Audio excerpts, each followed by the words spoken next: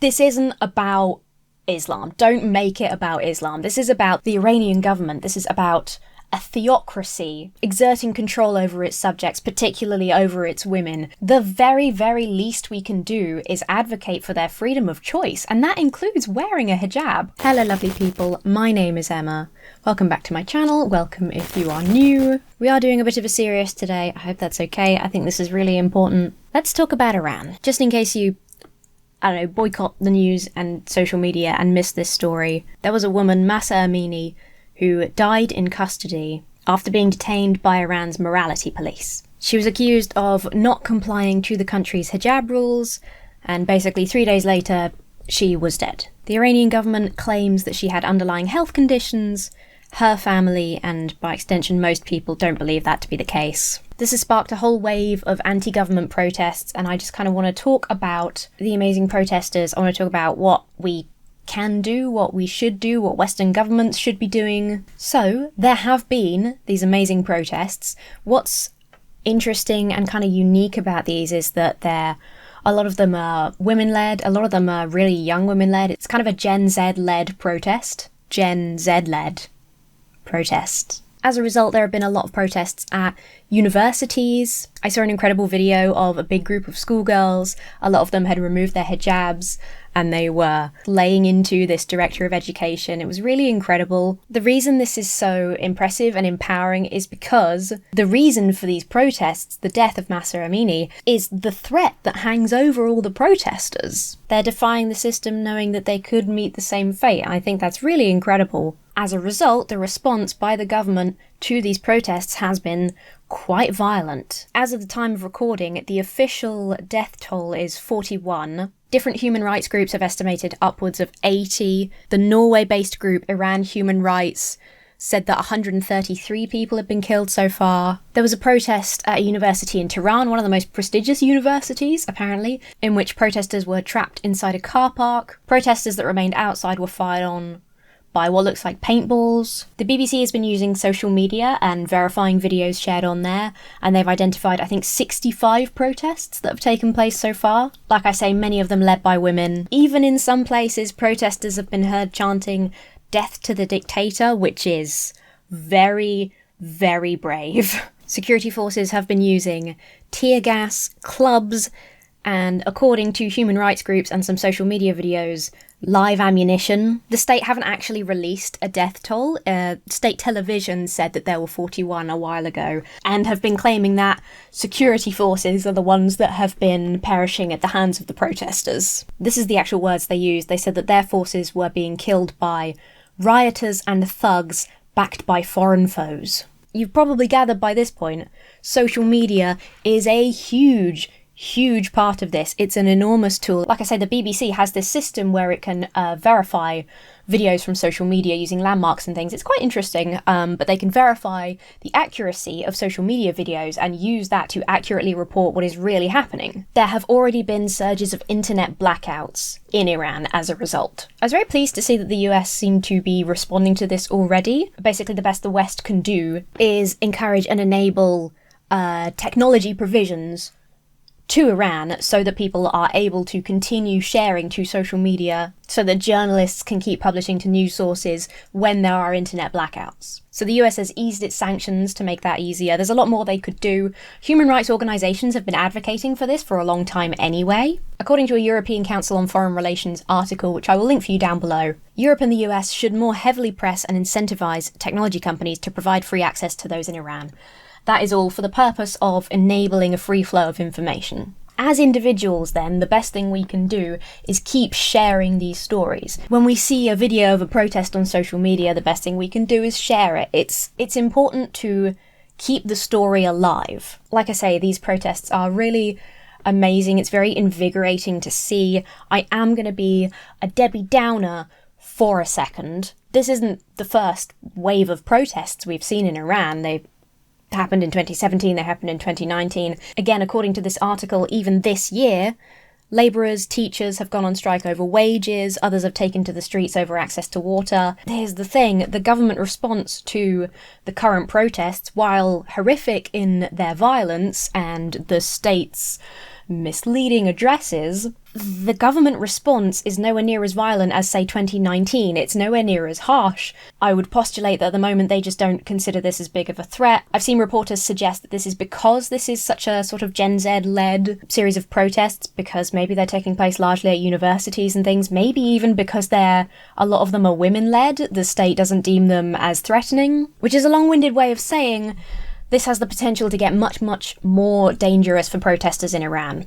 And here's another slice of the fun pie that is going on at the moment. This is happening with the underlying background of nuclear relations discussions happening at the same time. It's a globally very serious situation, and I don't know what the best thing to do is there. I have seen sources advocate for both the US stepping away from nuclear talks and as a sort of mark of protest, and I've seen the complete opposite, saying that that would be the worst thing to do and they should step in.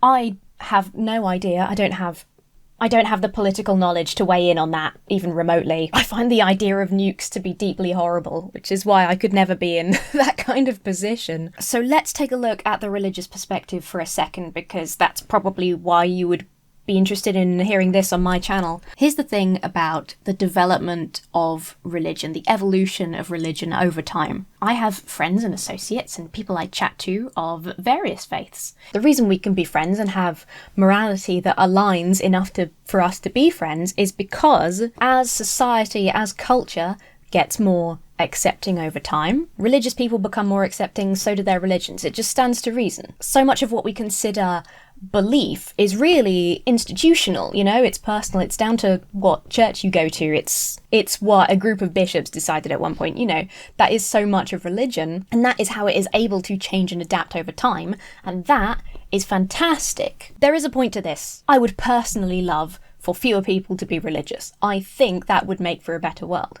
However, I don't have a magic wand, and we only have freedom from religion as long as we have freedom of religion. I think it's incredibly important to allow people to practice their faith. I love Star Trek, and it's fun to imagine a Federation future where atheism is sort of the default and the norm. I don't know if that's ever going to happen. Certainly not in my lifetime. So part of my interest is in making connections with and promoting people who have rational religious views, right? People who understand that there is historical context to religious texts. People who understand that morality changes over time. People who understand that institutions and the peoples at the head of them are responsible for a lot of decisions that oppress people and want to change that because they care about people. How does that relate to this story?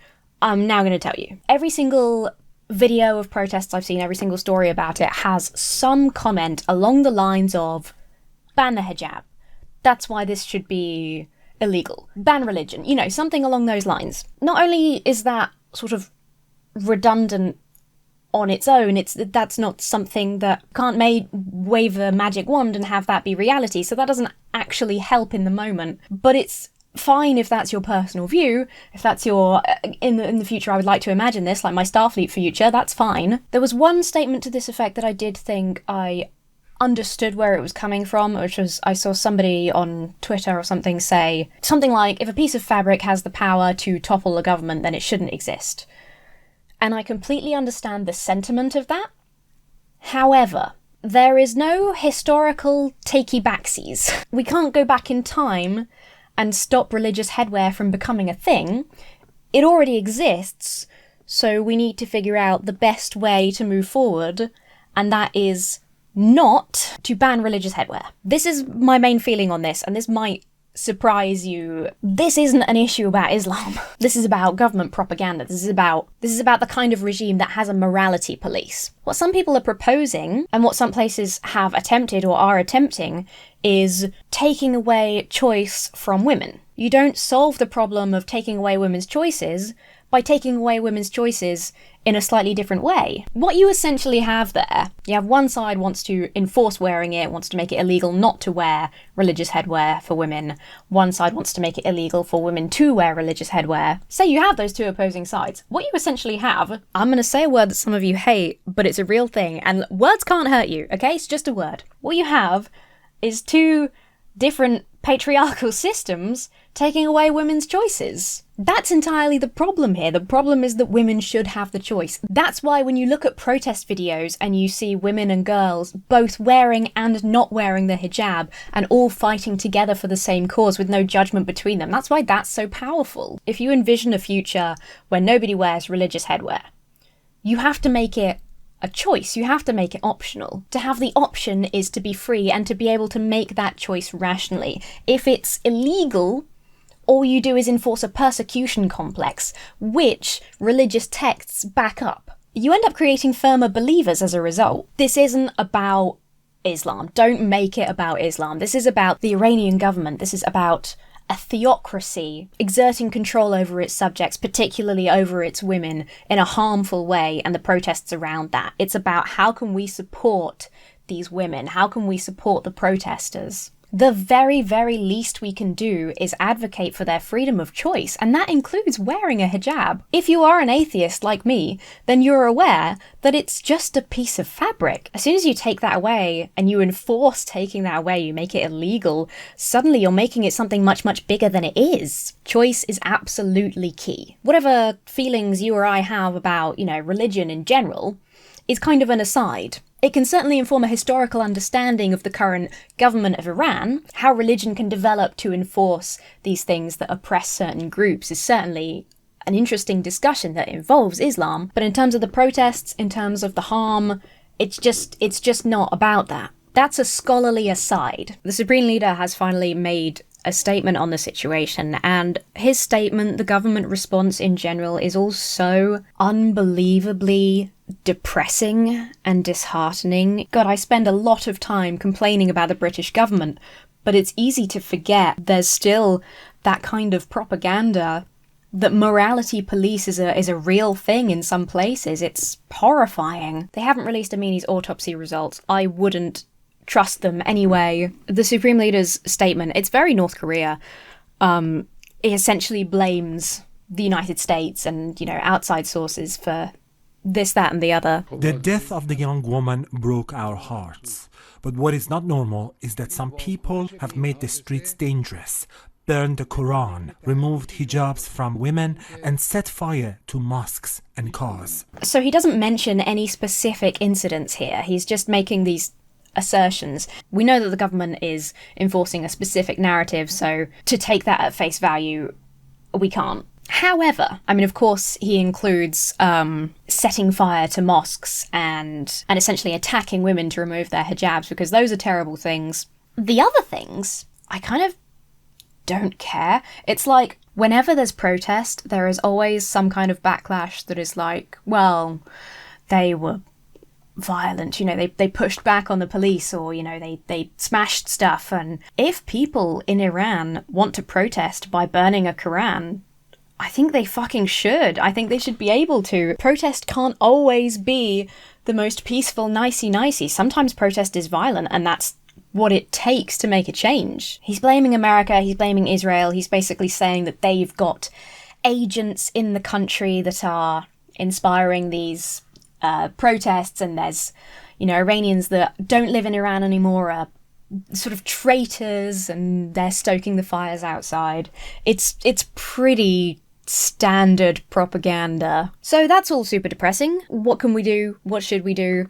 Keep sharing posts. Keep talking about it. There's a very helpful list from one of the articles that I'll link for you of some Iranian and Iranian-American thought leaders that you can follow. Obviously, the bulk of you in the audience are American. I am neither American nor Iranian, so please add to the list, add your recommendations. You can also support the Center for Human Rights in Iran, which is a charity that has been doing a lot of really good coverage of this. I will attempt to make this video a fundraiser. As always, if it doesn't work, I'll put the link in a pinned comment and you can donate there. It's a US-based charity, so it should go through fine through YouTube's system, but just disclaimer, if there's no fundraiser, the link will be down there for you to find. The last thing that I think is helpful in this situation is not to make it about Islam, is not to make this about your personal feeling on hijabs, on religious headwear in general. It just doesn't help, even on a personal level, to tell Muslim women who are fighting for their freedoms, fighting for their rights, that you would take away their rights in a different way. I know that's not where people are coming from. People are usually envisioning a future result when they talk about religious headwear. I think that's wrong in general, in my opinion. Even if that is what you think, it's not applicable to this situation. It doesn't help. Support human rights organisations, follow human rights organisations. Amnesty International has been talking about this as well. Put pressure on your government to take action and just stay compassionate and supportive. Without a more rigorous knowledge of global politics, I think that's the best that we can do. If you do know a lot more about global politics and you have a better idea of what governments can do, what we should be encouraging, let me know down below. It is not my area of expertise. I'm very interested in global human rights when it comes to how nuclear agreements should go, what kind of sanctions you should put in place. I really don't know. So please enlighten me, give me your thoughts down below. Please drop names of Iranian voices that we should be uplifting. One more time, I think we should be so grateful and so impressed by the protesters in Iran right now, especially given how young so many of them are. I really hope they can make a difference, and I really hope for their safety. Before we go, I must give a quick shout out to my lovely giant chickens over on Patreon.